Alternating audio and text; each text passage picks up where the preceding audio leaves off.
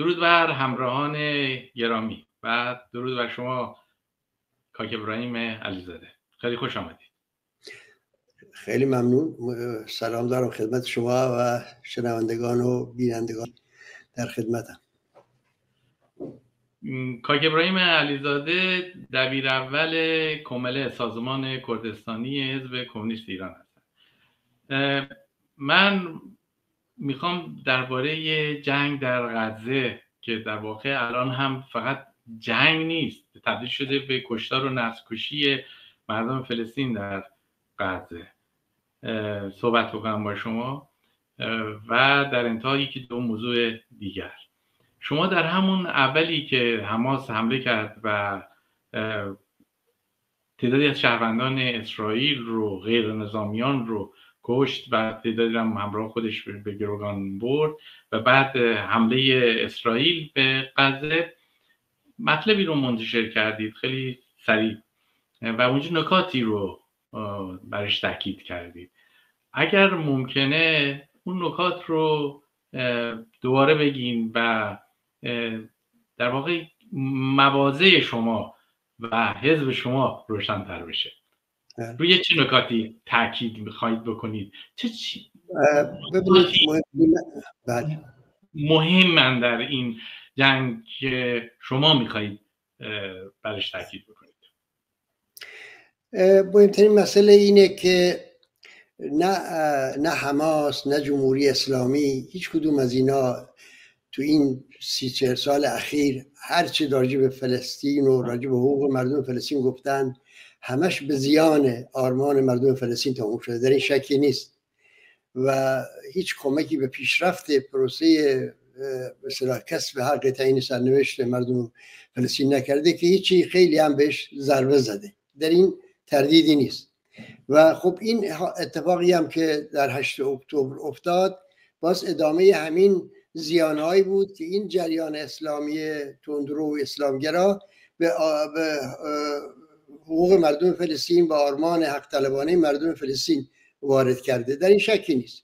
و باز در این هم شکی نیست که این حماس در واقع استراتژیش، برنامهش و به اصطلاح روش‌های کارش بسیار مذموم و باز بخشی از این زیانایی که به مردم فلسطین و به آرمانشون وارد کرده و از جمله این کارهایی هم که در روز 8 اکتبر مرتکب شدن و اون جنایتایی که انجام گرفت. خب به نظر من در این تردیدی نیست که باید محکوم کرد، اما تأکید من این بود که محکوم کردن این و یا ارزیابی ما از حماس، از جمهوری اسلامی نبایستی پوششی باشه برای انکار اون مظالمی که در طی این 70-75 سال گذشته بر مردم فلسطین وارد شده و انکار اون حق طبیعی باشه که مردم فلسطین دارن براش مبارزه میکنن. تو این سالها مردم فلسطین رنج‌های بسیار بردن، صحنه‌های بسیار پرشوری از مقاومت مدنی رو تجربه کردن، از مقاومت در اشکال مختلف تجربه کردن. اینا در واقع حماس یک پارازیتی بود که در این قضیه وارد شد. این باعث درک کرد و متاسفانه تا اونجایی که به نیروهای چپ مربوط میشه به نظر میرسه اینا بعضی هاشون البته قبل از هر چیز باید در رابطه با حماس و جنایت‌هاشون باید از خودشون اعلام براءت کنن. گویا چپ باید تاوان جنایت‌های حماس و جمهوری اسلامی را بده. این چپ متاسفانه گاهی در ارزیابی تاریخی و سیاسی اون چی که در فلسطین میگذره و در دفاع از مردم مظلوم فلسطین متاسفانه به لکنت زبان میفته. من میخوام بگم که این گونه موضع‌گیری و صحبتایی که در اینجا و اونجا از زبان به اصطلاح نیروهای چپ یا افراد چپ شنیده میشه در موضع قرار گرفتن، در موضع دفاعی قرار گرفتنی. ببینید جبهه راست جامعه و اونایی که مستقیما از اسرائیل دفاع میکنن و یا شرمگینانه و بالتهای فلحیل همین هدف رو دنبال میکنن، این به اصطلاح موضع دفاعی اونا تحمیل کردن. بحث اینه که تو این هیاهو و جنجال، تو این بحبوبه کشتار و جنایت ها نباید اون به اصطلاح حقانیت مردم فلسطین و مبارزشون فراموش بشه. این یکی. دوم اینکه این دو تا جنایت ها هم در یک به اصطلاح کفه ترازو قرار نمیگیرن. ببینید خب اونا رفتن جنایت کردن، ولی من فکر میکنم که دولت اسرائیل در واقع، حالا اینو باید آینده ثابت کنه، در واقع یک دامی بود که برای حماس گذاشته بود و حماس به این دام افتاد.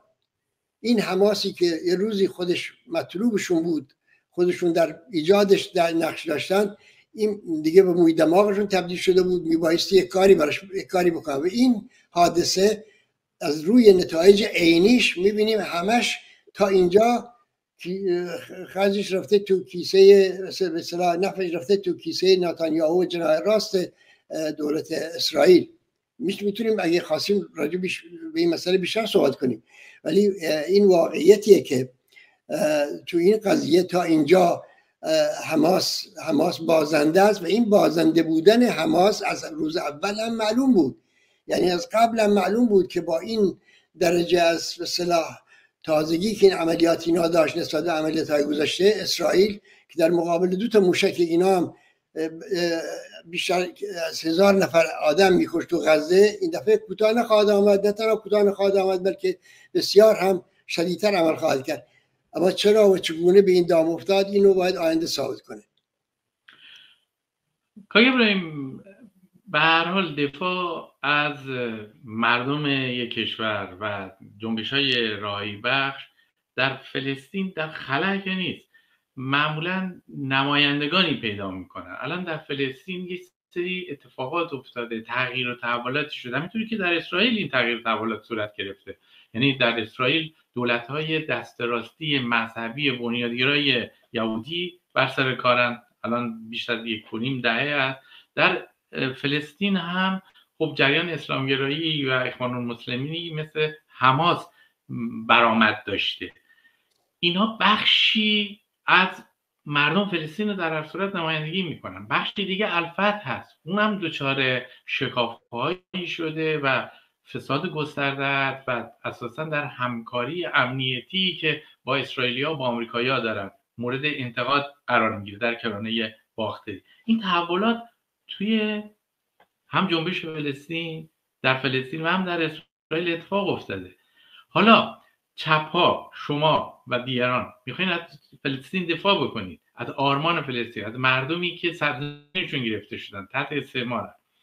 این در خلا که نمیتونه صورت بگیره. نمایندگانشون هم اونجا هست. مثلا شما آینسه رو در نظر بگیرید در آفریقای جنوبی، خب شما علیه آپارتاید بودید و اونجا از این حق دفاع میکردید، از آینسه خود به خود به جیب آینسه ریخته میشد.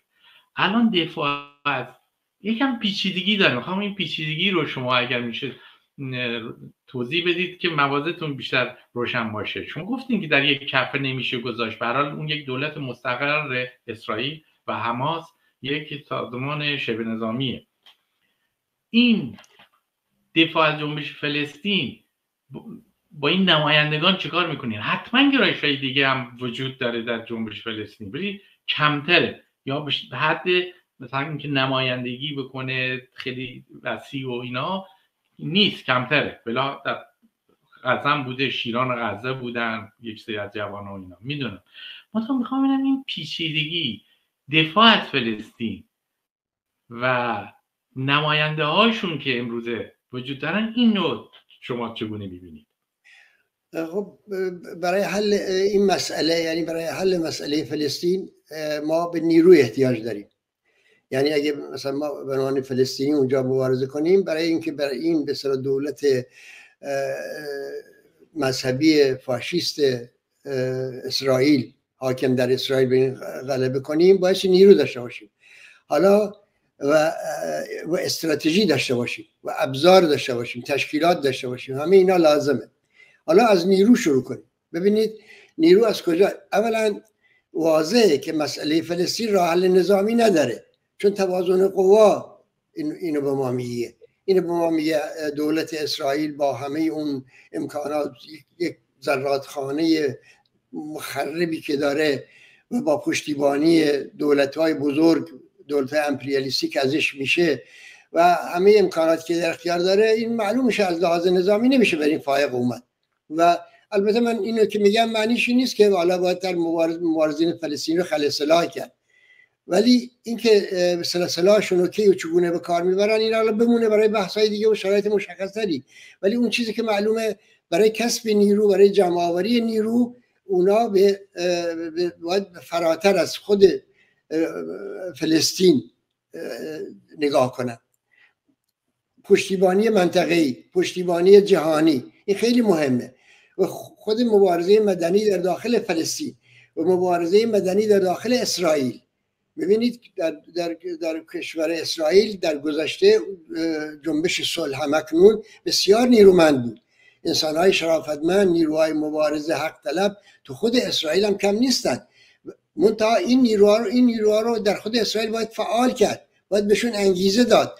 با اون کارهایی که حماس انجام میده اون نیرو از کف میره به آسانی. اون نیروی بسیار تعیین کننده ای که میتونه زمینه رو برای به اصطلاح برکنار کردن هر دولت دست راستی در اسرائیل فراهم کنه، اون نیرو عملا یا خنثی‌ست یا بی‌تفاوت میمونه یا متاسفانه بعضا به پشتیبانی از همین دولت فعلی کشونده میشه.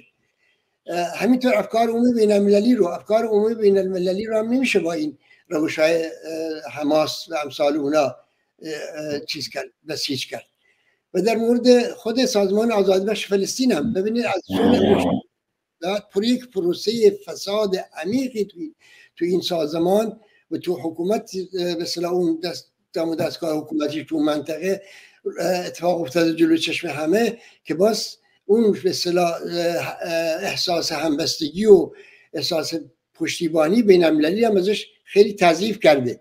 خب بنابراین بایستی این حقایق رو قبلا همه این حقایق رو خود مردم فلسطین در بیابند، مردم غزه، مردم کناره غربی اینا رو در بیابند، بفهمند که بایستی برای جمع آوری نیرو و برای فائق آمدن در این مشکلاتی که هست و کسب حق تعیین سرنوشتشون بایستی از چه راههایی اقدام کنند.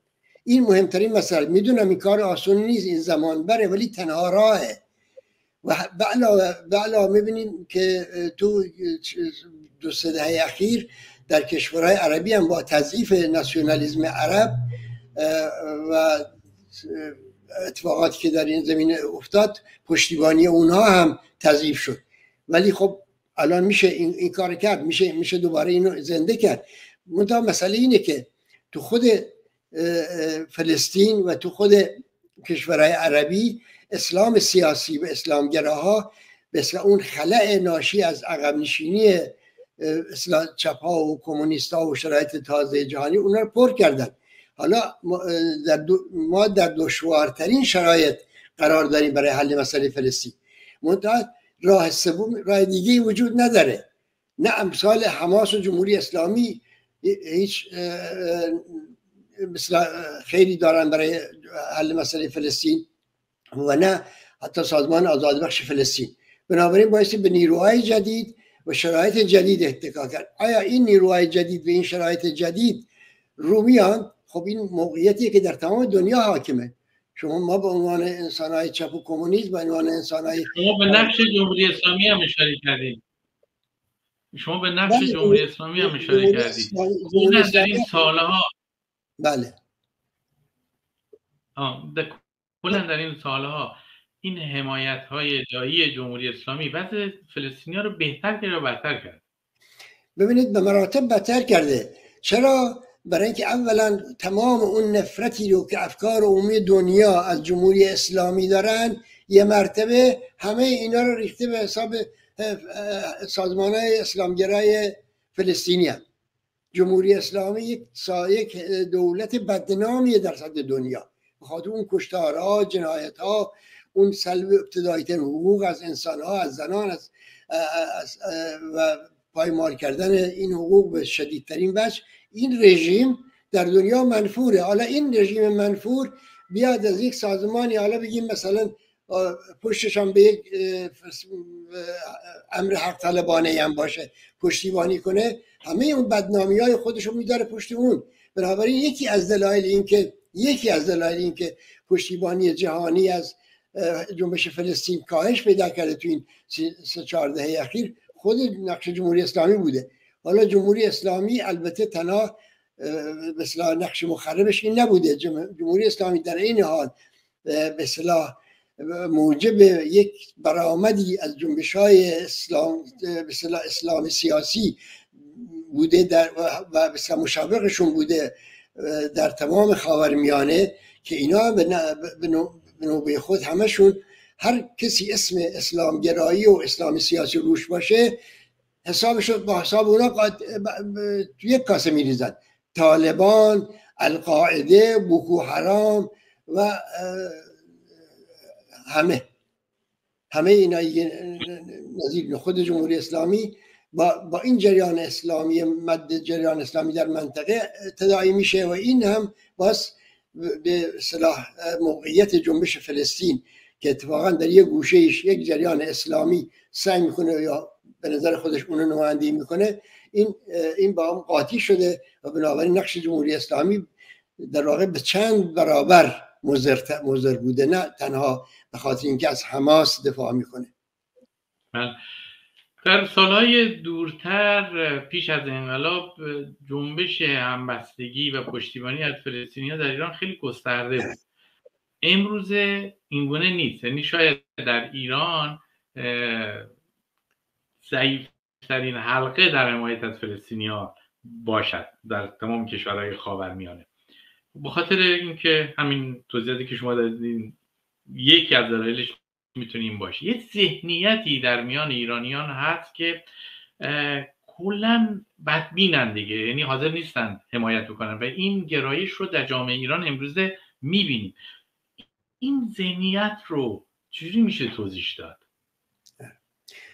ببینید طبقه حاکم و دولت حاکم با ابزارهایی که در اختیار داره سعی میکنه فرهنگ خودش و راه و روش خودش رو با همین ابزارها به فرهنگ عمومی تبدیل کنه. حالا در مورد جمهوری اسلامی در همین زمینه عکسش اتفاق افتاده، یعنی اونا جمهوری اسلامی با نفرتی که در دل مردم ایران کاشته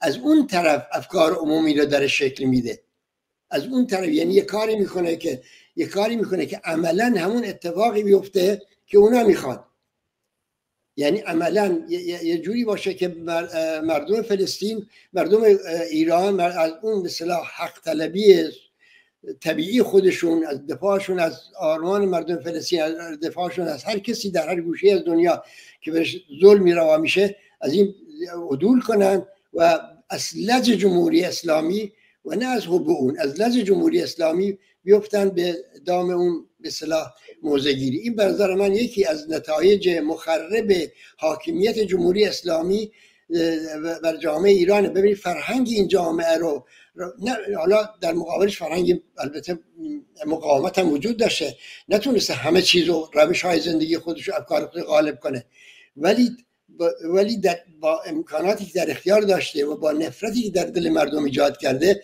برعکسش رو درست کرده. اینو به نظر من باعث باش مقابله کرد، یعنی باعث توضیح داد، با حوصله برای مردم توضیح داد که بابا جان نجات شما و نجات هر انسان حق طلبی در هر گوشه از دنیا به هم گره خورده. شما اگر پشتیبانی بین المللی طبقه کارگر و مردم آزادیخواه و ترقیخواه در دنیا بی بهره باشید، کارتون به جای مبارزتون و پیروزیتون بسیار دشوارتر خواهد شد. باید مردم اینو بفهمن که باعث همونطوری که دشمنانشون سعی میکنن هم پیمانهای جهانی خودشون رو پیدا کنن، اونا هم باعث متحدین جهانی خودشون رو پیدا کنن. متحدین جهانی مردم ایران برای رهایی کسایی نیستن جز ملت‌های تحت ستم، کارگرای استثمار شده و هر جا که آزادی به شیوه جمهوری اسلامی در دنیا پایمال میشه. اما من یک چیزی هم اضافه کنم. بله بفرمایید. میخواستم اینم اضافه کنم که تا اونجا که به سازمان ما مربوط میشه، حقیقتش اینه تو این سالها نه حماس و نه فساد سازمان آزادی بخش فلسطین ما رو از موضع‌گیری حق طلبانه در مقابل اون هم به اصطلاح بحث دراز مدت آزادی مردم فلسطین و بحث تاریخیش و نه در مورد رویدادهای سیاسی روز که در فلسطین و در اسرائیل اتفاق میفته ما غافل نبودیم. میخواستم همین در این فرصت این عرض کنم اولین رفیق جانباخته ما رفیق جعفر شفیعی با پاسپورتی که فلسطینی ها برش تهیه کردن به اروپا و جای مختلف دنیا سفر کرد و صدای مردم کردستان و ایران و به گوش مردم دنیا تون سال 81 82 رسوند. ما رابطه بسیار نزدیکی با اینا داشتیم، با به خصوص با اوایل با سازمان رهبری نایب فاطمه، بعد با سازمان به رهبری جورج هاور و بعد حتی با سازمان آزادبخش فلسطین هم به رهبری یاسر عرفات. و ما سعی میکردیم که اون به اصطلاح موضع حق طلبی خودمون رو گم نکنیم. به نظر من این خیلی مهمه و این یک به اصطلاح معیاریه برای سنجش درجه پایبندی به حقوق پایمال شده مردم و پایبندی به انترناسیونالیسم در میان سازمان اجتماع. ما سعی کردیم و سعی میکنیم این موضوع از دست ندیم. گفته میشه که اسرائیل در این ماجرا از حق دفاع از خودش برخورداره و به خصوص که دیدیم که تمام دولت‌های غربی بی قید و شرط اعلام همبستگی و پشتیبانی کردن از نتانیاهو، دولت نتانیاهو. این حق دفاع از خود به چه معنی؟ آیا اسرائیل حق داره که دست به قتل عام مردم غزه بزنه و مجازات جمعی بکنه؟ و اساساً شما اسرائیل چه قدرتی می‌بینید؟ آیا یه قدرت استعمارگره و اون موقع اگر اینجوری هست مشخصات این استعمار که در واقع میدونید درست زمانی به وجود اومده میگویند که کلا نوکولونیالیسم یا کلونیالیسم اساساً در سراشیب قرار گرفته بوده، داشته تموم میشده. حالا از نظر شما دولت اسرائیل چه نوع دولتی است که و کلا هدفش الان از این بمباران وحشیانه مردم غیر نظامی در غزه چیه؟ خب ببینید پاسخ سوال شما تو همون سوال شما هم هست. یعنی در واقع به هیچ وجه این در چارچوب حق دفاع از خود نمی گنجه. در فاصله 2-3 هفته اخیر بیش از 3000 نفر کودک رو کشته و 8000 نفر از انسانهای معمولی که نقشی در این به اصطلاح ماجرا نداشتن، یعنی مردم عادی غزه رو قتل عام کرده. بنابراین این در چارچوب دفاع از خودش نمی گنجه. برای دفاع از خود خب از لحاظ از زاویه نظامی میشه راههای دیگری هم تصور کرد، ولی در هر صورت اون چیزی که اتفاق افتاده اینه که طی این سالها بارها و بارها نه تنها در غزه بلکه در مناطق ساحل غربی و جاهای دیگه هم اسرائیل مرتکب جنایت شده. همین اواخر بخشی از خاک مثلا لبنان هم در اشغال داشت. بنابراین اسرائیل به طور به معنای کلاسیکش به نظر من یک دولت استعماریه به خاطر اینکه سرزمینشونو بخش بزرگی از سرزمینشون اشغال کرده و کارگراشون هم استثمار میکنه و انساناشون هم استثمار میکنه. 200,000 نفر حداقل کارگر فلسطینی از همین نوار غزه میرن با کمترین حقوق از روی ناچاری میرن در مزارع و در جای مختلف در غزه کار میکنن. ساحل غربی هم همینطور و به طور وسیع کارگرای فلسطینی در موقعیت بسیار پایینتری از لحاظ سطح حقوق و درآمد و دستمزد اینا و حتی زنان فلسطینی که زنان کارگر فلسطینی در مناطق دیگه آماراش معلومه که اینا همش مختصات یک دولت استعمارگره. شما مثلا مقایسه کنید مثلا همین که شهرهای مجاور غزه و ساحل غربی از اسرائیل رو با مناطقی که مثلا در حالا تحت کنترل فلسطینی هاست یا به نوعی همشون ویرانه‌ای تبدیل شدن. همشون بدون این جنگ هم بدون یک انگار مثلا 100 سال تفاوت زندگی دارن اونجا. زندگی در غزه رو مقایسه کنید با همون نزدیکترین آبادی که در مثلا اون ور غزه، اون ور سیمای خاردار و دیوارا وجود داره. میخوام بگم بله این یک دولت استعمارگره و این که برای دفاع از خود، چه نوع دفاع از خودیه که تو رو ناچار میکنه این گونه به کشتار مردم بی دفاع دست بزنی. اینا به نظر من به هیچ وجه توجیه پذیر نیست و در مقول کسایی که اینا به عنوان دفاع از خود تلقی میکنند، اینا به نظر من شریک جنایت ها هستند. یعنی موضوعشون نه تنها به اصطلاح از لحاظ علمی و عینی درست نیست، بلکه جنایتکارانه است. چجوری میشه برای دفاع از خود این همه آدم رو اونجا کشت؟ شما مثلا فرض کنید حالا تو غزه رفراندوم کرده بودی که همه مردم غزه دارن از حماس دفاع میکنن، شرایطی دموکراتیک باشه، همه اینا اومدن قبول کردن که حماس همچین عملیاتی رو در دستور بذاره.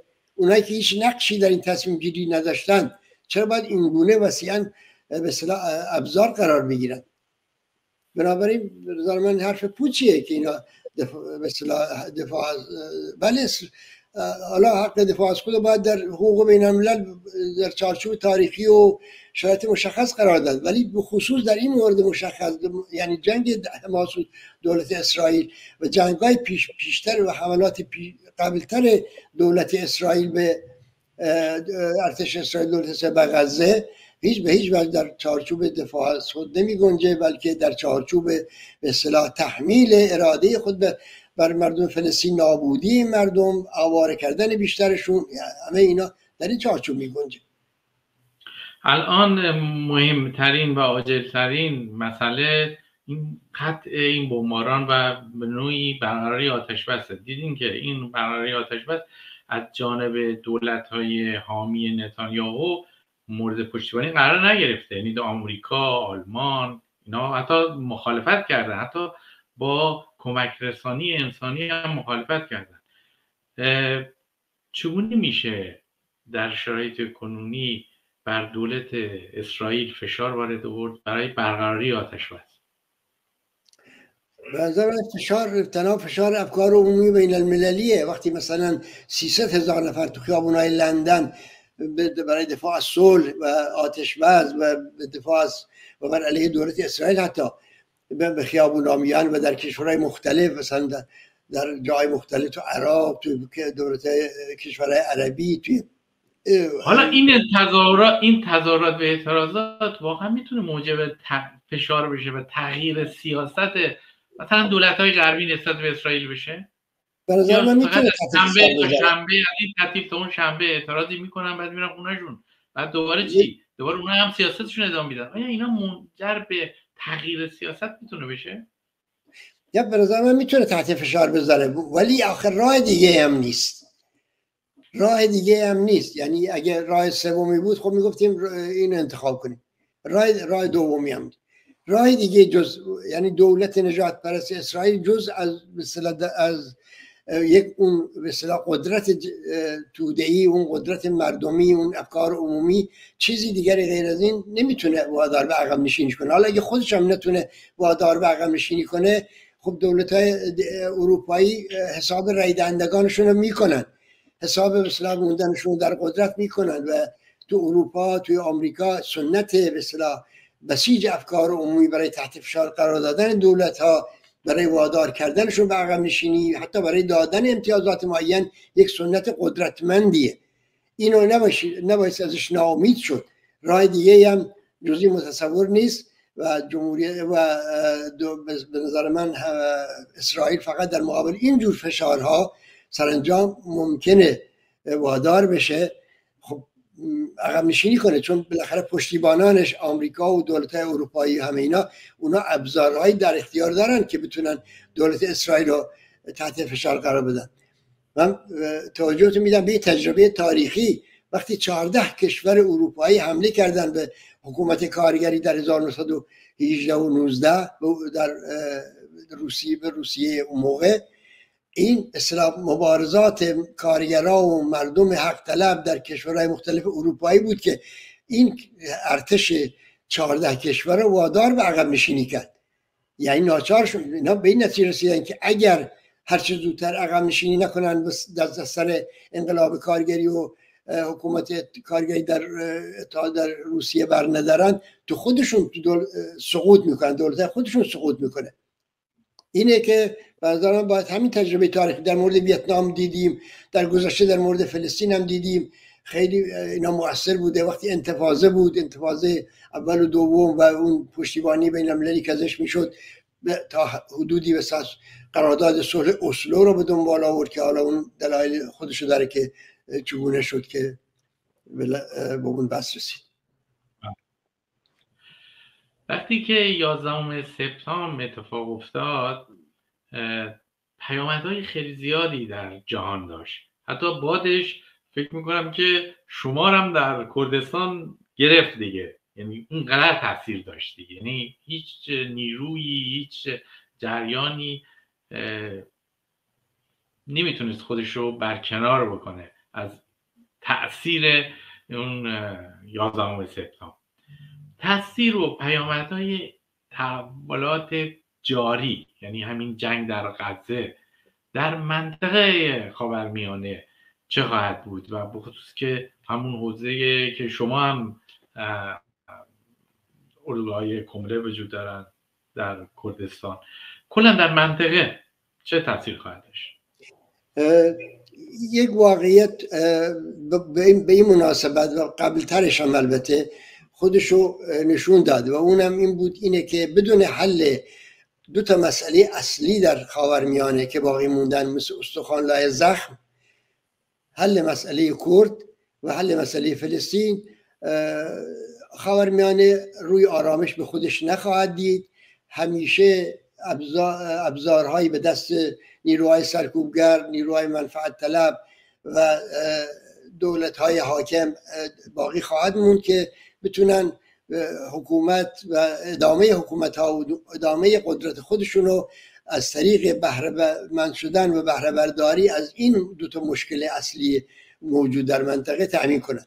بنابراین طبیعیه من نمیگم الان مسئله کرد در واقع اکتوئل مثل همون مسئله‌ای که الان در غزه اتفاق میفته، ولی دست کمی هم خیلی از اون نداره.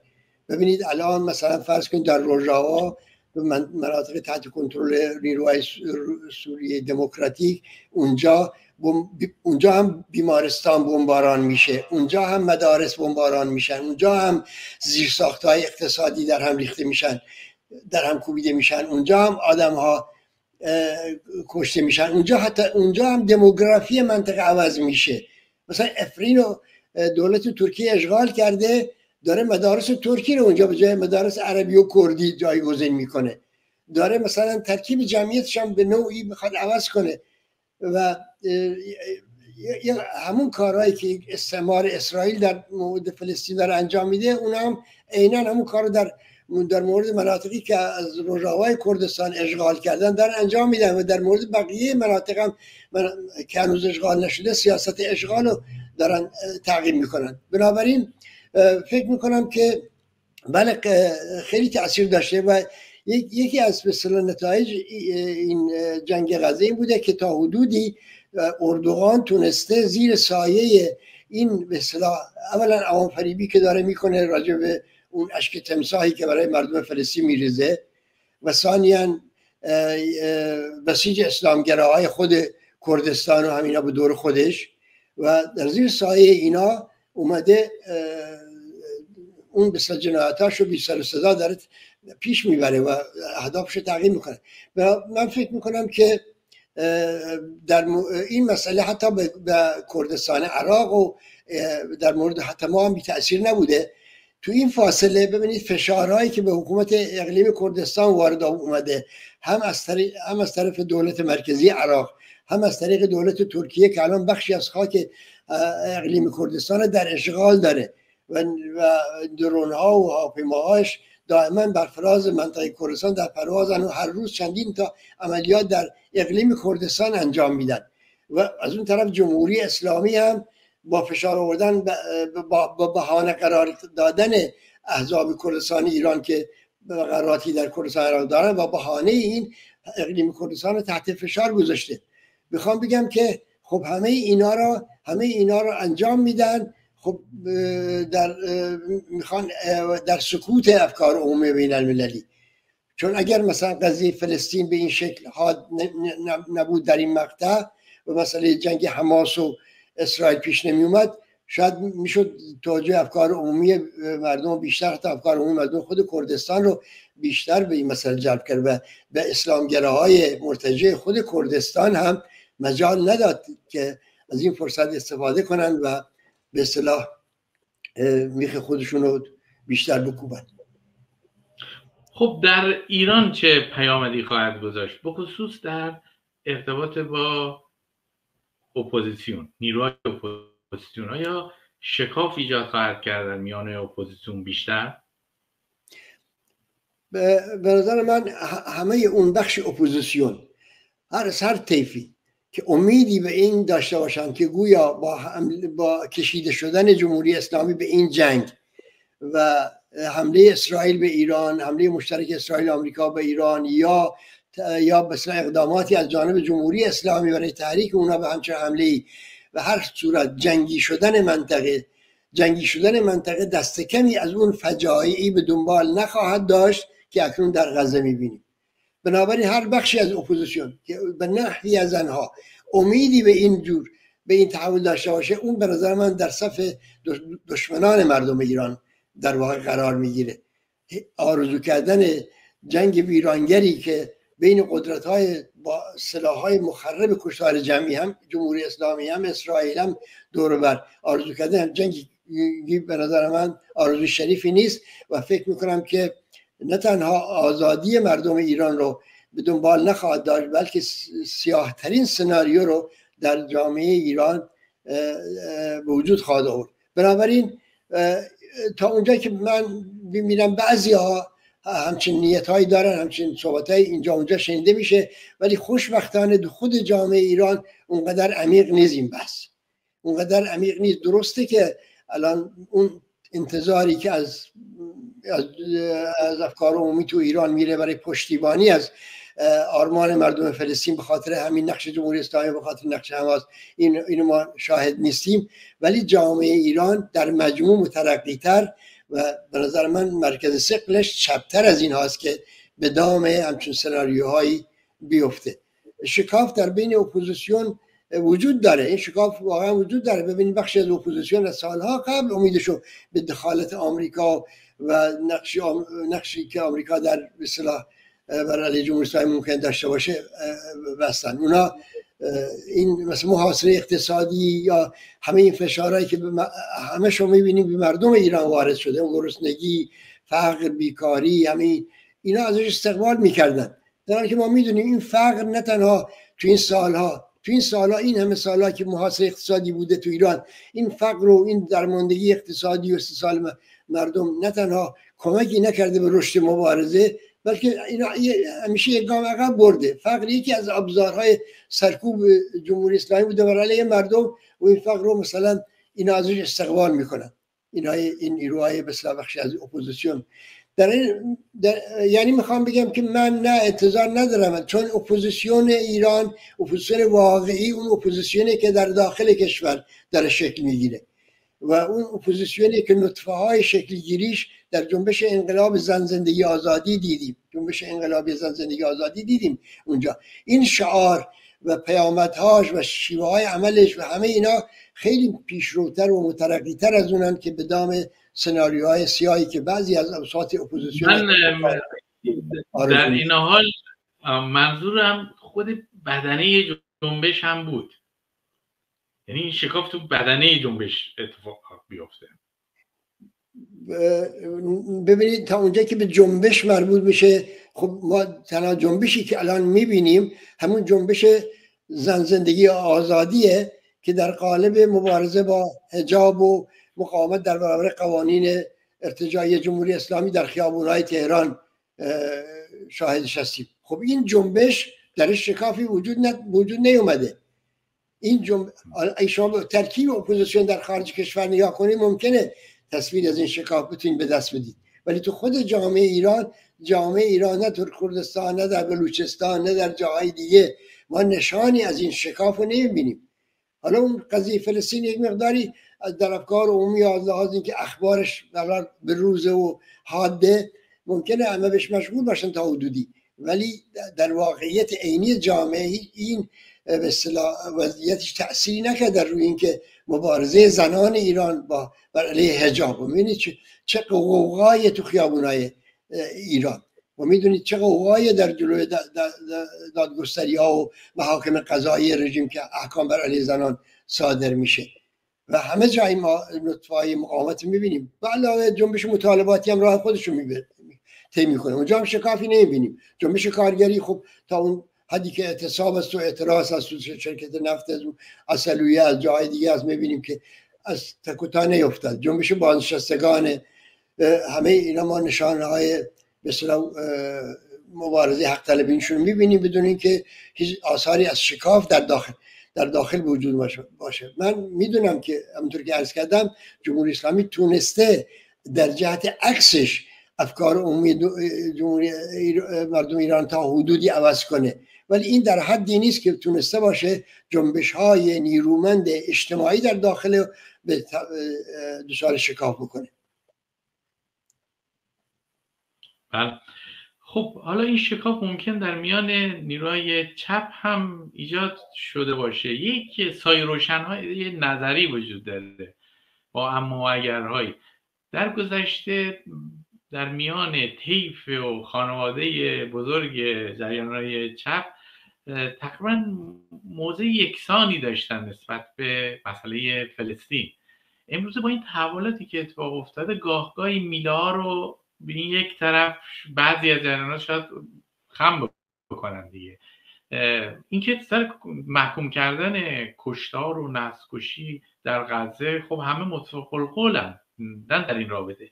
اینکه چگونه مواجه بشن، چگونه نگاه میکنن. بذارید مثال بزنم دقیقاً روشن‌تر بشه. شما اشاره کردید به تظاهرات 300-400 هزار نفره در لندن. خب آدمای بسیار متفاوتی میاد. گاهی ممکنه پرچم‌ها یا علائمی بیارن که خوشایند ما نباشد، ولی خب بعضی از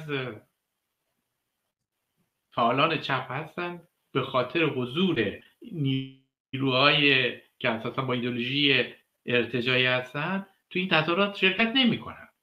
مثلا میگن که نه نباید شرکت کرد. نظر شما چیه؟ ببینید سازمان‌های سیاسی چپ رو به نظر من در یک چارچوب وسیع‌تری باید دید. کلاً سازمان‌های سیاسی چپ ایران و نه تنها سازمان‌های چپ ایران بلکه بسیاری از سازمان‌های چپ دنیا هم دچار یک بحران‌های درونی هستند. حالا ما راجع به چپ ایران داریم صحبت می‌کنیم. چپ ایران از وقتی که دستش از جامعه بریده، از جنبش‌های عینی اجتماعی دور افتاده، به خودش مشغول شده و با تئوریا و با دیدگاه‌ها و نظرات درونی خودشون داره خودشو سرگرم میکنه. بنابراین این مثلا معیار خیلی چیزی نیست، معیار خیلی تعیین کننده ای نیست. این چپ میتونه عوض بشه، منتها این چپ پروسه عوض شدنش باز در همین جریان رشد جریان‌های انقلابی اجتماعی در داخل کشور اتفاق میفته. یعنی امید زیادی به اصطلاح سوخت و ساز و فعل و فعالات درونی سازمان‌های چپ که دارن مجادله میکنن سر این که مثلا راجع به این یا اون موضوع چجوری موضوع بگیرن یا در دفاع از حق مردم فلسطین به لکنت زبان میافتن، این امر خودشونه. این بحران درونیشونو یه جای دیگه باید ارزیابی کرد. من اینا رو در بنبست نمیبینم. فکر کنم راه برونرفت وجود داره و انقلاب زندگی آزادی راهشو نشون داد و خود جامعه ایران فکر میکنم پدیده‌های خیلی مترقی تری از این بعد از این عرضه خواهد کرد، خیلی پیشروتری رو عرضه خواهد کرد. تا شما نگاه کنید تو این سالهای گذشته هر چند سال یک بار یک خیزشی در این اتفاق افتاده. هر کدوم از این خیزش‌ها رو شما مقایسه کنید با خیزش قبلی خودش، یک سر و گردن بالاتر، یک گام به جلو بوده. خب این میتونه حتما این چپ عوض کنه، ولی میخوام بگم خیلی من برای خیلی اهمیت زیادی به اینکه این یا اون سازمان چپ حالا در مورد این مسئله موضوع درستی نداره، خیلی جای مهمی برایش قائل نیستم. ولی ولی تا اونجایی که به خود این سازمان ها مربوط میشه، به نظر من دور شدنشون از مارکسیزم، از آرمان سوسیالیسم، از کمونیسم و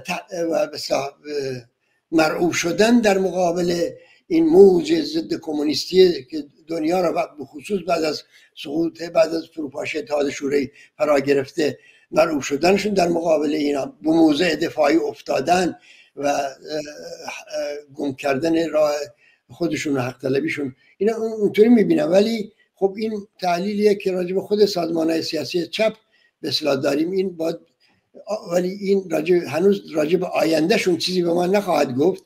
آیندهشون در صحنه‌های واقعی جامعه ایران رقم خواهد خورد. خب در جنبش فلسطین هم بودی که زمانی هم جریان‌های ملی بودن، هم جریان‌های چپ به حضور پرقدرتی داشتن. اساساً دلایل اینکه نیروهای اخوان المسلمینی، اسلامگرایی، حالا با هر خوانشی که بخوانی، قدرت گرفتن، چه ارتباطی بین مذهب و این جنبش‌های ملی وجود داره؟ این تا اونجایی که به مسئله فلسطین مربوط میشه، در 4 دهه اخیر چند تا واقعیت تغییر کرده.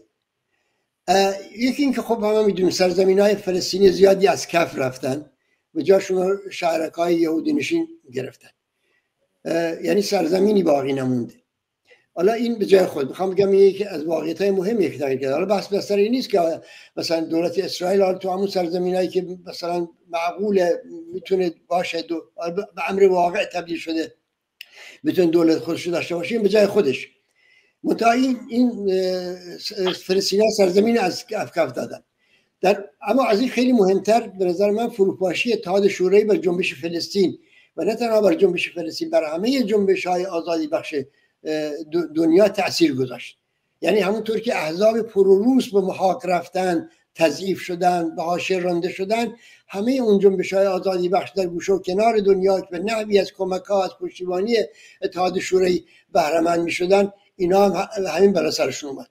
و بعد به نظر من ناسیونالیسم عرب عقب نشینی کرد. ناسیونالیسم عرب تحت تأثیر اون گلوبالیزاسیون، جهانی شدن سرمایه و اون حاکم شدن سیاست‌های اقتصادی نیولیبرالیستی بر این کشورها، ناسیونالیسم عرب عقب نشست. منتها ناسیونالیسم عرب که عقب نشست، نه چپ‌های به اصطلاح پروروز، احزاب کمونیست که بعد از سقوط، بعد از فروپاشی اتحاد شوروی ضعیف شده بودن، نه اونا تونستن جاشو بگیرن و خلایی به وجود اومد و نه سازمان‌های به اصطلاح ناسیونالیستی، اونا ضعیف بودن نتونستن جاشو بگیرن. خلا و اسلامگراها پر کردن.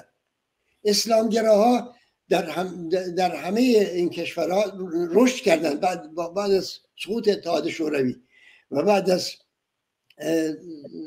سر کار اومدن جمهوری اسلامی. اسلامگراها تصادفی نیست که الان پوتین مرتجع، پوتین به شدت دست راستی از همین رشد اسلامگرایی پشتیبانی میکنه و حتی به یه درجه ازش تغذیه میکنه. حالا یه وقتی خودش تو چچن باشون درگیر شد، ولی تو جاهای مختلف باشون سر و سر داره، همونطور که با همه دست راستی های دنیا هم سر و سر داره.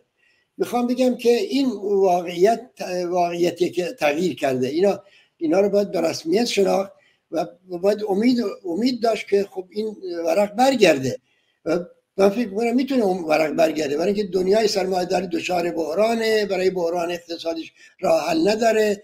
دنیای یک قطبی و دو قطبی به دنیای چند قطبی تبدیل شده، شکاف‌های بین خودشون هر روز عمیق‌تر میشه، نیروهای جدیدی وارد میدان شدن، چین با اون قدرت اقتصادی و همه اینا امیدهایی رو به اصطلاح زنده میکنه که این شکاف‌هایی که در بین قدرت‌های بزرگ وجود داره نهایتاً برای خود جنبش فلسطین و جنبش‌های نظیر جنبش فلسطین، جمله جنبش کردستان هم امیدهایی رو زنده کنه.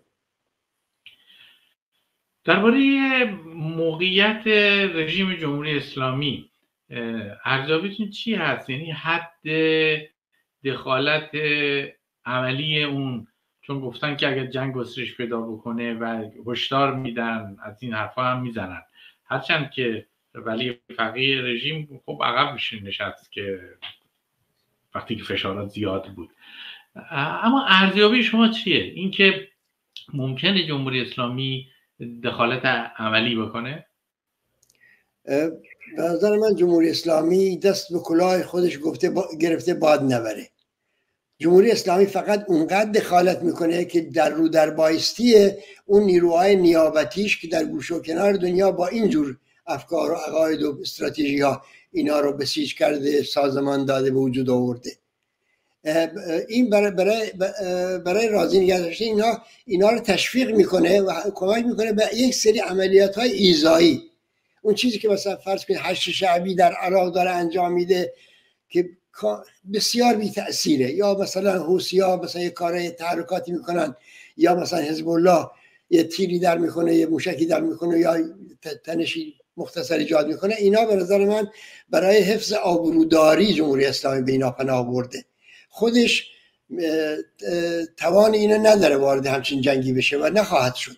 حالا کاری ندارم به اینکه به این جنگ کشیده بشه، چون من فکر میکنم خود حماس هم به این جنگ کشیده شد، یعنی در واقع براش دامی چیده بودن. حالا این خیلی جای بحث داره، ولی فکر میکنم نتانیاهو این دامو چیده و دقت هم چیده بود و اینا آینده روشن خواهد کرد که چجوری شد که همه سازمان‌های سیاسی، همه سازمان‌های جاسوسی دنیا که متحد اسرائیل هستند و خود سازمان‌های جاسوسی عربی که باز اونا هم با اسرائیل همکاری دارن و خود سازمان جاسوسی اسرائیل هیچ نشانه‌ای از این همچین تحرک نظامی گسترده حماس رو ندیدن.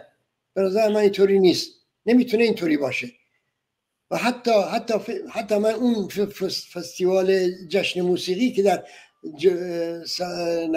نزدیکی نوار مرزهای غزه ترتیب داده شده بود، بخشی از یک مثلا طعمه‌ای میدونم که چیده بودن که حماس که میدونستن ظرفیتاشو میشناختن به دامش بیفته. حالا میخوام بگم که جمهوری اسلامی هم اگه همچین دامی برش بچینن نمیدونم چقدر میتونه، ولی اونا را باز زرنگتر از این میدونم که دنبه طلب بدن.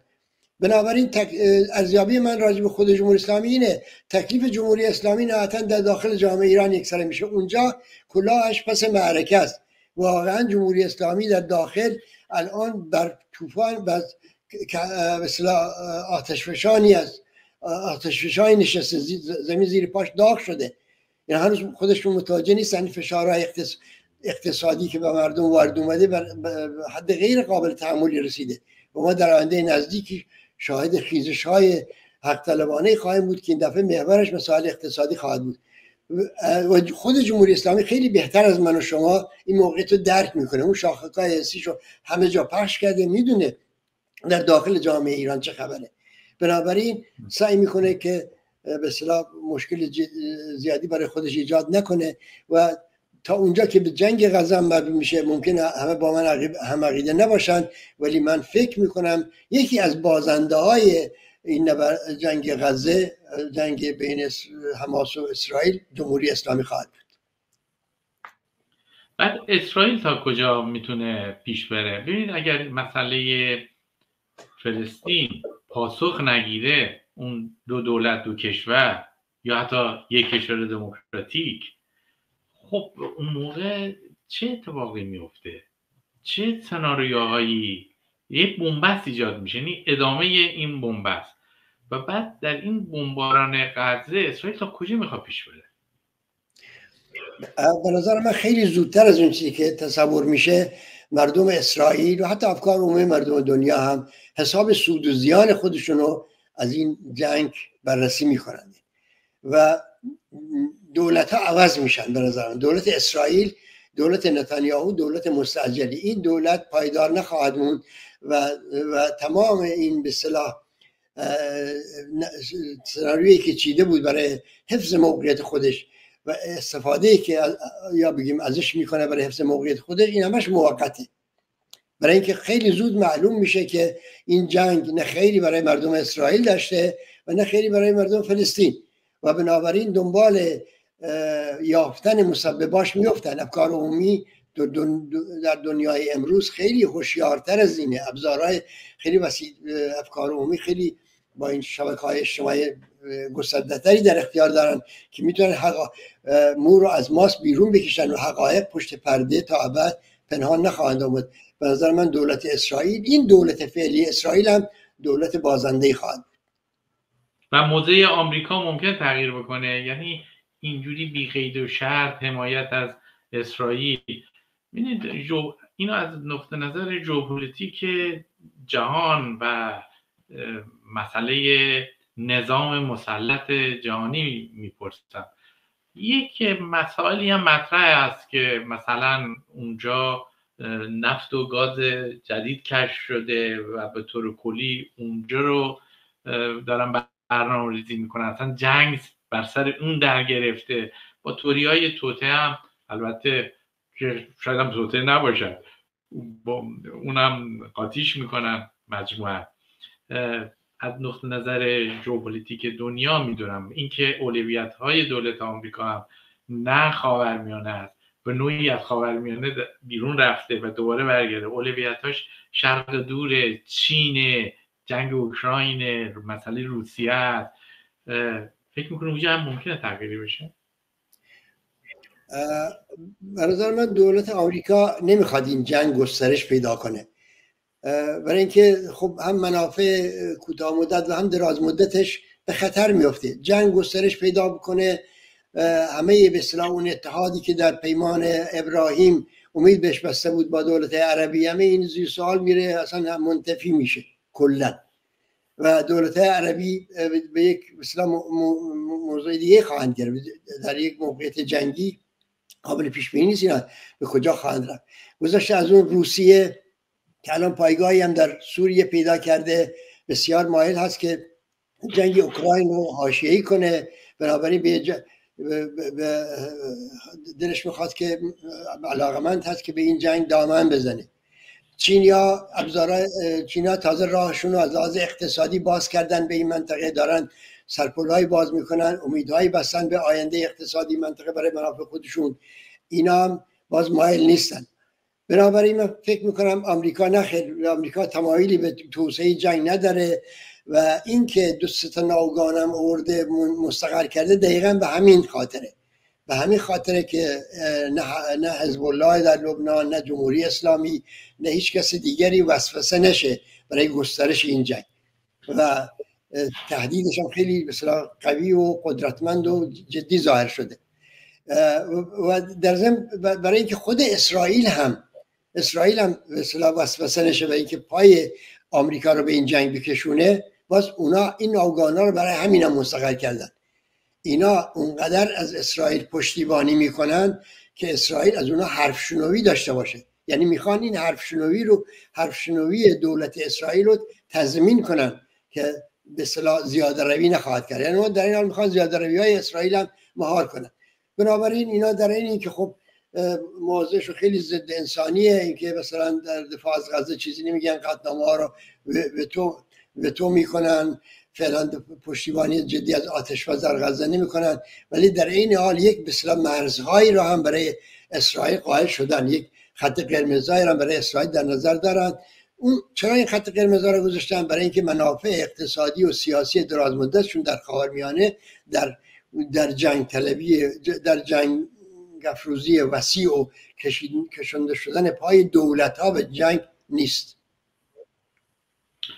آقای علیزاده، بخصوص که شما نیروهای مسلح پیشمرگه هم دارید، این واقعه میتونه تأثیری بذاره برای امکان پا گرفتن جنبش‌های غیر مسلح و به نوعی مثلا مسالمت آمیزتر؟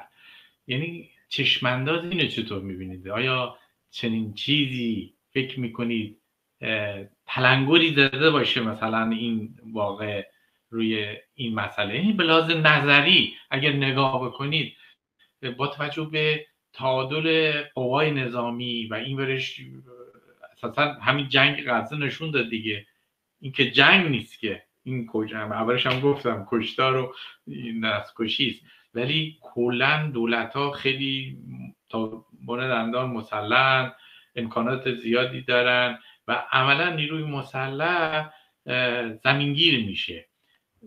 شرایط پایگیری این جنبش های غیر مسلح رو چطور میبینید؟ اتقای ما توی حداقل توی 30 سال گذشته و چند سال گذشته با عقب نشینی از مناطق آزاد شده در کردستان هیچ وقت به جنبش مسلحانه و مبارزه مسلحانه‌مون نبوده.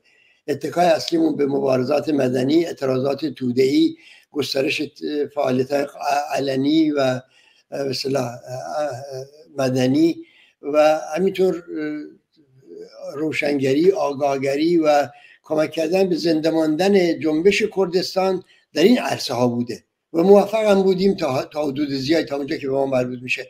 ببینیم اعتصابات عمومی و با فرمان احزاب سیاسی پا میگیره فوراً و بعد نقش نفوذ افکار و نفوذ احزاب سیاسی و خصوص خود حزب ما از جمله یکی از این احزاب در افکار عمومی در نزد مردم کردستان بسیار چشمگیره، در مقاطع مختلف خودش نشون داده. اینو من میخوام بگم که درسته نیروی به اصطلاح فعالیت مسلحانه یا مسلح بود، یا درست‌تر بگم وجود یک بازوی مسلح برای حزب سیاسی از نظر ما ضروری بوده، مفید بوده و تونسته توازن قوای نگه داره و تونسته امیدی رو در یک حدی نگه داره و تونسته این امکان رو که روزی از روزها اگه لازم باشه مردم کردستان هم حق دارن به عنوان حق دفاع مشروع از خودشون دست به اسلحه ببرن، این خاصیت‌های زیادی داشته برای ما. ولی این به هیچ وجه به معنی این نبوده و نیست که ما قصد داریم که به خصوص در این مقطع از نیروی مسلحمون بر علیه جمهوری اسلامی استفاده کنیم تو جنگ. اینو به خصوص در این روزهای ماهای یک سال گذشته که فشاره هم از جانب جمهوری اسلامی برای حکومت اقلیمی کردستان بوده، ما بارها گفتیم و الان هم باز من تاکید میکنم، ما هیچ وقت اقلیم کردستان عراق رو به عنوان پشت جبهه نظامی خودمون تصور نکردیم و حساب نکردیم روش. ما اونجا به اصطلاح اساس فعالیتامون فعالیت‌های سیاسی بوده، فعالیت‌های مدنی بوده، فعالیت‌هایی بوده که در عین اینکه افراد مسلح بودن ولی از همون نوع فعالیت‌هایی بوده که در کشورهای مختلف دیگه دنیا، در آلمان، در فرانسه، در سوئد، در جای دیگه داریم عمل میکنیم. اونجا اما مسلح هستیم، مسلح خواهیم موند، زیرا همه مردم اونجا مسلحن، زیرا اونجا به اصطلاح حمل سلاح ممنوع نیست. حمل سلاح در کردستان عراق و در خود عراق هم ممنوع نیست و به خصوص در خاورمیانه پرشر و شوری که الان مثلا نمونه هاشو میبینیم که معلوم نیست چه سناریوهای سیاهی پشت پرده تدارک داده میشه، محروم کردن استراتژیک یک حزب سیاسی از این که هیچ وقت دست به اسلحه نبره واقع بینانه نیست. بنابراین ما در این حد بخوام بگم که نیروی پیشمرگ حساب میکنیم، نه به عنوان یک نیرویی که اکتوئل امروز بخواد وارد عملیاتی بشه برای جمهوری اسلامی. اینو من میگم نه به خاطر فشارهایی که جمهوری اسلامی وارد آورده، بلکه به خاطر به اصطلاح اون استراتژی سیاسیمون و اون دورنمایی که برای جنبش کردستان داریم و حتی دورنمایی که برای جنبش سراسری در ایران داریم. ما فکر میکنیم که جنبش کردستان از پشتیبانی سراسریش محروم نخواهد بود و جرقه‌ای که در کردستان زده شد و پژوهی که در تمام ایران شنیده شد، این نشون میده که ما خیال بافی نمی کنیم بلکه بر یک شرایط عینی و واقعی اتکا داریم حساب میکنیم. بله، اتفاقا من میخواستم در پایان این گفتگو ضمن تشکر دوباره از شما که دعوت ما رو پذیرفتید برای این گفتگو، میخواستم راجع به 2 موضوع دیگه صحبت کنم که شما در واقع به نوعی پاسخ دادید. یکی راجع به روژاوا، یعنی در همزمان با این جنگ در غزه یک جنگ دیگه هم در جریان است که زیر سایه این جنگ قرار گرفته و معمولا کمتر خبر ازش میاد، اونم تهاجم ارتش ترکیه به روژاوا بوده. شما یه اشاره‌ای کردید، اگر نکته‌های دیگه هم هست بگید ممنون میشم، بخصوص این که خب مثلا یکی از بزرگترین تظاهرات علیه جنگ غزه در ترکیه اتفاق افتاد. رجب طیب اردوغان رئیس جمهور ترکیه اونجا شرکت کرد، شال فلسطینی هم انداخته بود، دفاع میکرد، ولی همزمان ارتش ترکیه هم تهاجم میکنه به سرزمین‌های روژاوا و بمباران میکنه، چیزی شبیه هم. اونجا الان وضعیت چگونه است؟ من قبلا نکاتی در این زمینه عرض کردم خدمتون. به نظر من جنبش روژاوا اصطلاح در یه خطر جدی جنبش روژاوا رو تهدید میکنه. یه خطر جدی. حالا این جنبش چیه که خطر تهدیدش میکنه؟ این جنبش عبارت است یک مثلا حرکت اجتماعی سیاسیه که تونسته با تکیه بر آگاهی مردم، با آگاهی جوانان از زنان و مردان، نیروی جهنمی مثل داعش رو در هم بشکنه.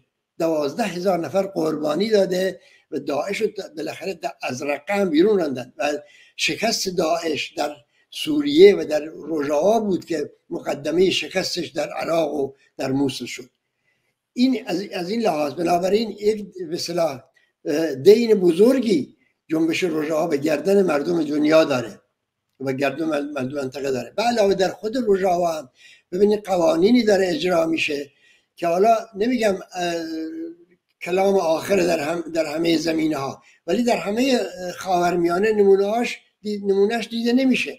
مثلا برابری حقوق زن و مرد قانونی شده اونجا، مشارکت زنان در همه امور اجتماعی و سیاسی روزمره به مطابق قرارهای رسمی حزبی و تشکیلاتی و دولتی. و بعد همزیستی مسالمت آمیز مردم کرد و غیر کرد، سریانی ها و عربا و غیره.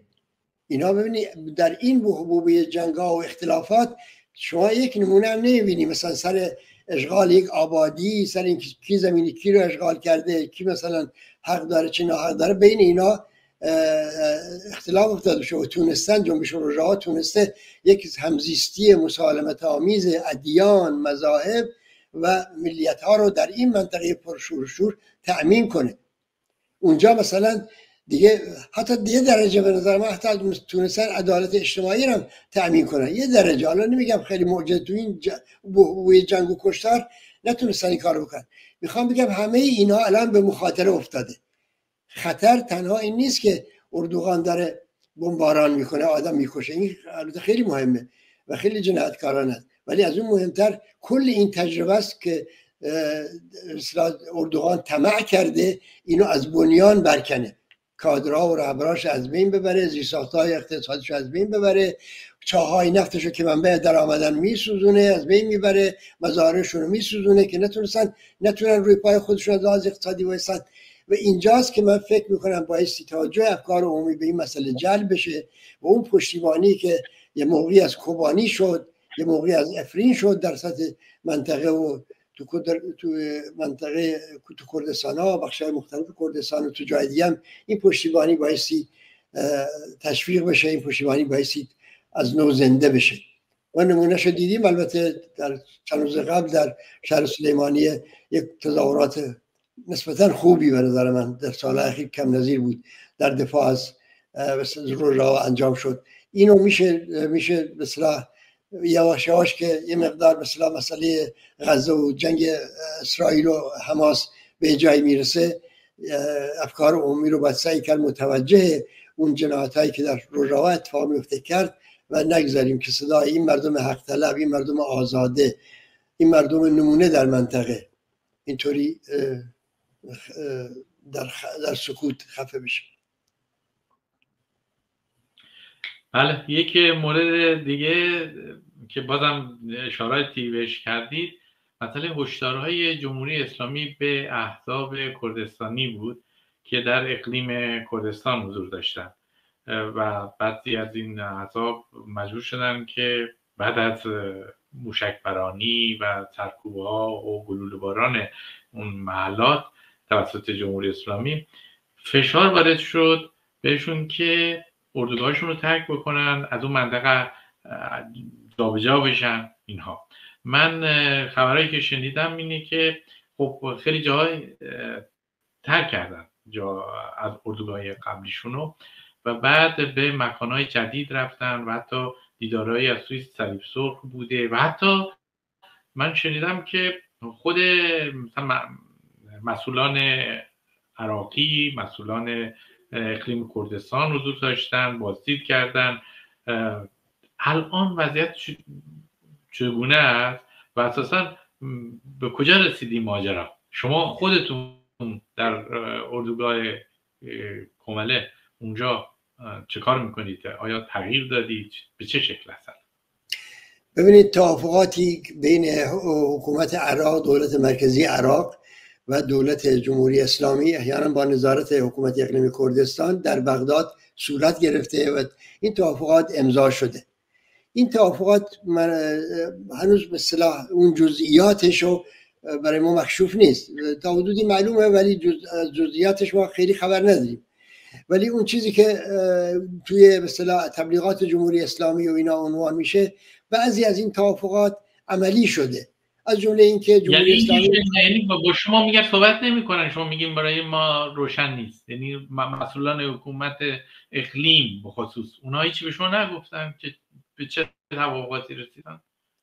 ببینید، مسئولان حکومت اقلیم کردستان بخشی از حکومت عراقه و به اصطلاح اونا هم یه مقداری به اصطلاح با این مسئله درگیر هستن، ولی توافق اصلی و قرارداد اصلی با دولت عراق امضا شده. حالا میخوام بگم یکیش مرزهاست. این مرزها الان به اصطلاح اونطوری که جمهوری اسلامی و دولت عراق میخوان، این مرزها امنیتشون تأمین شده. یعنی به اون معنا نیروهای به اصطلاح دفاع از مرز دولت عراق در تمام طول مرز، حالا بنای اون نقاطی که PKK حضور داره یا پژاک حضور داره، در تمام نقاط مرز مستقر هستن و به اصطلاح این از طرف اونا، از طرف خود احزاب سیاسی کرد و از جمله خود ما هم کردستان و از جمله خود ما هم گفته شده ما استفاده خاصی از مرز نمیخوایم بکنیم، از مرز نمیخوایم نیرو بفرستیم داخل کشور، اسلحه حمل کنیم ببریم اونور. ما کار خاصی با مرز نداریم. ما فعالیت‌های سیاسی و مدنی خودمونو در مقرهای خودمونو در داخل اقلیم کردستان مانده هر جای دیگه دنیا همونا رو ادامه میدیم. بنابراین تا اونجا که به مرزها مربوط بشه مسئله حل. حالا به خاطر اجرای این بندم یه مقدار جابجایی صورت گرفته، البته جابجایی نیروها صورت گرفته، ولی نه اونطوری که گفته میشه به خارج از هیئت حکومت اقلیم کردستان یا منع کردن احزاب سیاسی کرد از داشتن سلاح. این هم اتفاق نیفتاده. یعنی ما سلاح‌های خودمون رو داریم در چارچوب اجازه حمل سلاح در خود اقلیم کردستان و برای دفاع از خود. ما هم گفتیم حالا در یک سال گذشته تازه سلاح هم داشتیم، چندین نفر از افراد احزاب سیاسی در کردستان عراق ترور شدن به وسیله عوامل جمهوری اسلامی. بنابراین اسلحه برای دفاع از خوده و این اسلحه هم خواهیم داشت تا اونجا که به استقرار اردوگاه‌های ما بعد میشه. ما به مناطق خارج از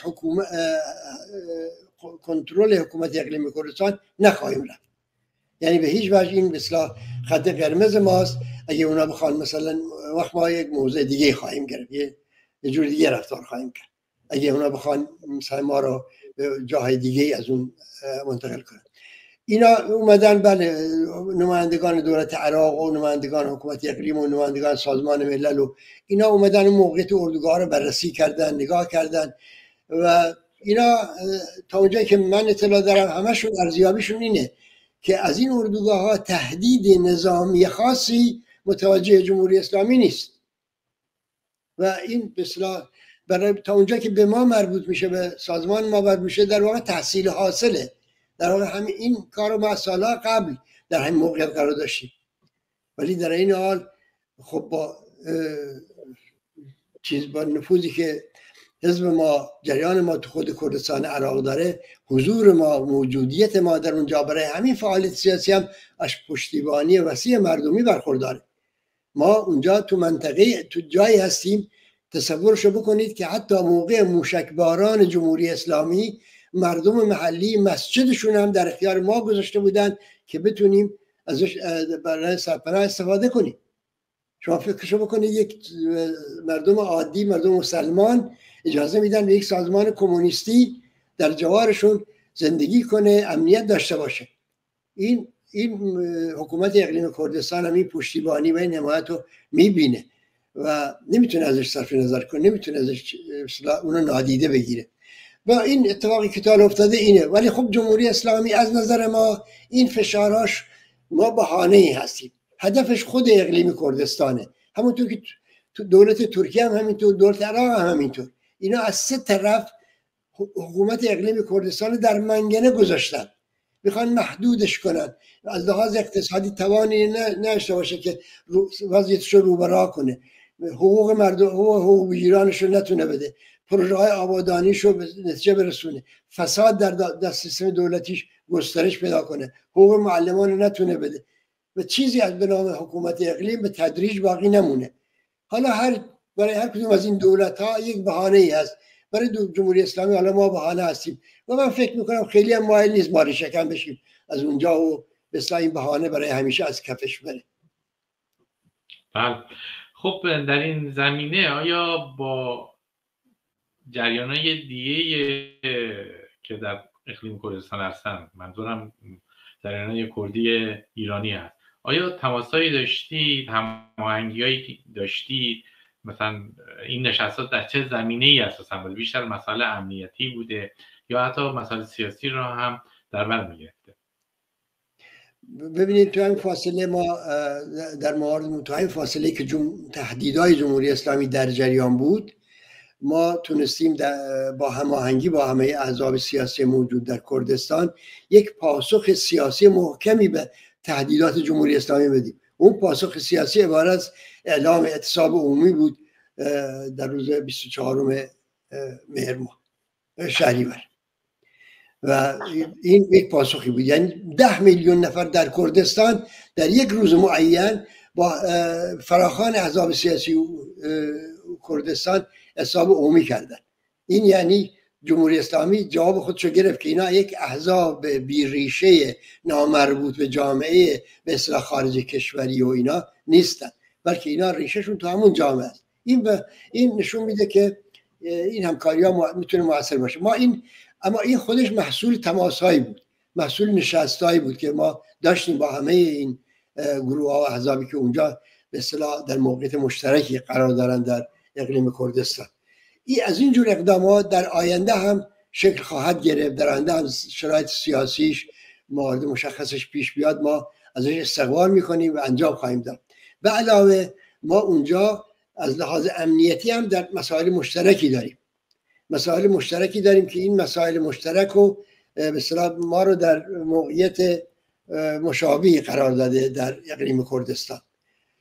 سر این مسائل هم برای گفتگو داریم، ولی هنوز به اصطلاح یک موضع سیاسی مشترکی که همه سرش توافق داشته باشن شکل نگرفته، ولی خیلی نزدیک شدیم به این کار و قرار هست همه جریان‌های سیاسی کردی حضور داشتن. همه جریان‌های سیاسی که اونجا در کردستان عراق نیروهای مسلح دارن، منظورم اون جریانات همشون. ما سعی میکنیم در یک به اصطلاح تفاهم و هماهنگی امنیتی سعی میکنیم امنیت خودمون و امنیت همگیمون رو در مقابل تهدیدات جمهوری اسلامی، تروریسمش، آدم رباییش، موشک پرانیش و همینطور در مقابل حکومت اقلیم کردستان هم با یک به اصطلاح یادداشتنامه‌ای، با یک به اصطلاح موضع مشترکی ظاهر بشیم و از این لحاظ به اصطلاح کار حکومت اقلیم کردستان را هم برای پاسخگویی به تهدیدات جمهوری اسلامی آسان‌تر کنیم. در زمینه سیاسی و حق تعیین اینا امنیتی هستند، ولی فعلا بحث بر سر هیچ ائتلاف سیاسی نیست، بحث بر سر همکاری‌های امنیتی، نشست‌های مداوم برای تأمین این نیاز، نشست‌های مداوم برای خنثی کردن این فشارهای جمهوری اسلامی و تلاش برای اینکه موقعیت‌های مساعدی هم که به دست میاد در موارد معین این موقعیت‌های مساعد به خاطر ناهماهنگی بین احزاب سیاسی کردستان از کف نره. کاک ابراهیم علیزاده، دبیر اول کمله، سازمان کردستانی حزب کمونیست ایران، بسیار از حضورتون سپاسگزارم، براتون آرزوی موفقیت دارم و در پایان اگر برگردیم به مسئله فلسطین. اگر نکته‌ای مونده بفرمایید، الا با شما و شنوندگان و بینندگان در اینجا بدرود میگیم. نه متشکرم، شما خسته نباشید. فقط میخواستم یک بار دیگه تأکید کنم اینایی که مثلا به اصطلاح موضع ما در دفاع از فلسطین و در دفاع از آرمان مردم فلسطین، حق طلبیشون و در به اصطلاح محکوم کردن جنایاتی که اکنون در غزه اتفاق میفته با این ابهام گویا از نظر خودشون مورد حمله قرار میدن که ما به همون نسبت جنایات مثلا حماس رو در در جریان روز 8 اکتبر محکوم نمی کنیم. به اینا بگم نه، با خیلی از محکوم کرده اینا فراتر گفتیم و فراتر میریم. بس بر سر این نیست. ما اعتراضمون اینه که اینجور بهانه ها مجوزی نبایستی به دست بده تا در دفاع از حقوق حقیقی مردم فلسطین و دفاع از اون به اصطلاح آرمانشون و از حق تعیین سرنوشتشون به لکنت زبان بیفتیم. شما هم خسته نباشید و موفق باشید. خیلی ممنون، لطف کردید.